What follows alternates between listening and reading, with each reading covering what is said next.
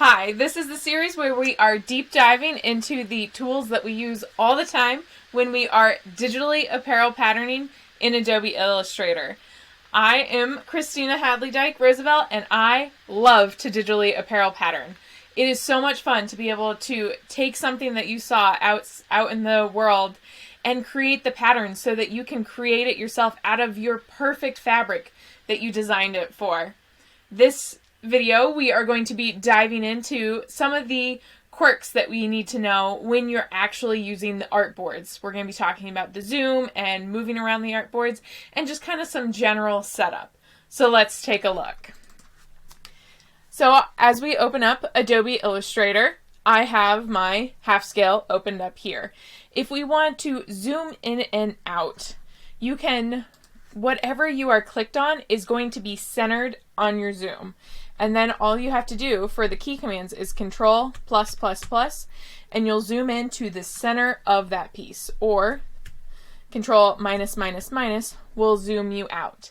Now, if you are off center, like so, and you hit plus, it's going to take you to whatever's highlighted. So if you accidentally forget and have the wrong thing highlighted, which happens a lot to me, you are all of a sudden on the other side of your drafting. You're like, that was not where I wanted to be. Let's change that. But it's a quick +++, --- holding control down. It's not just +++. Control +++, control --- and that will zoom you in and out. Now, if you want to move around the board and you have your pen tool out and say that you are tracing a piece or you're adding a piece, and let's just get something going, and you need to move slightly over because you're at the edge of your artboard like so, but you still want this to keep going. All you have to do is hit spacebar, and that will bring up the hand tool. Hit and hold, and then you can move over, release, and you can finish patterning whatever you want. So just hold that spacebar down, and that brings up that hand tool so that you can move around while in the middle of patterning or whatever it is. So let's also talk about setting up your preferences. So if you go under Edit to Preferences, and I'm just going to start in units. So I'm in America and I draft in inches, but you can draft in feet, yards, millimeters, centimeters, whatever you decide to draft in. Make sure you have that selected.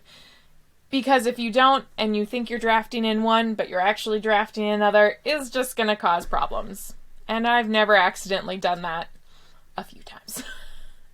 So just make sure that you're in the correct your ideal measurement charts. Now, for guides and grids, I like to pop this up, and I want a major guideline every inch. And this kind of represents, like, if you ever have drafted on the dotty paper so that you can see like your grids and guidelines, this is where this comes in. So I have a guideline every inch and subdivisions every 1/8 of an inch. You can do more. I find it gets really clustered if you do much more than 8.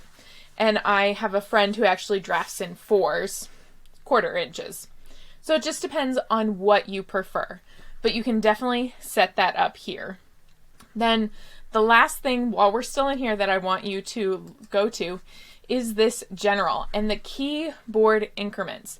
I currently have it set to a 1/16 of an inch. So if I have a pattern piece highlighted or something, I can move it over with my arrows or up and down with the arrows, and it'll move it a 1/16 of an inch each time. You don't have to have it set to that. I just find it handy that sometimes it is set to that.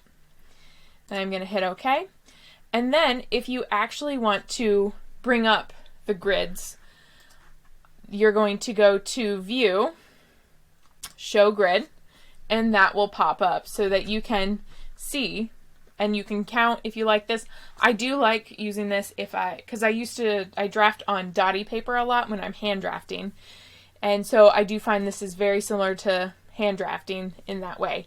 If you have been rotating and rotating and rotating, sometimes I find like if you want to straighten stuff out, you can see that I've messed around with this front bodice quite a bit and it's not straight up and down anymore. So you can then put it on one of those lines and get it straight up and down. The other thing that I always recommend adding is show your rulers. So again, under view, you'll see a rulers. Click on show rulers, and that adds rulers to this top part and down the side. And it just helps for knowing how zoomed in or out you are. So this is a half scale pattern, so it's much smaller. So if I zoom way out, you can see at the top how big my artboard is, and I can see that I'm zoomed out. And if I zoom way in, it even tells you that you are way zoomed in, and it helps just kind of keep your relation in space on your computer set. Whoops, that is still going in. Let's go back out. There we have it. So that is the zoom and how you move around the artboards, and just some tips and tricks for setting up to make sure that you're drafting in the right increments that you're used to drafting in, and just getting your board used to it. I have a useful key commands and charts. It's in the description down below, and it will help you remember some of these key commands that we've gone over, and it'll help you get drafting faster. So make sure that you grab that and like and subscribe, as well as check out some of the other videos in this series to help get you digitally pattern drafting faster. And I look forward to seeing you in another video.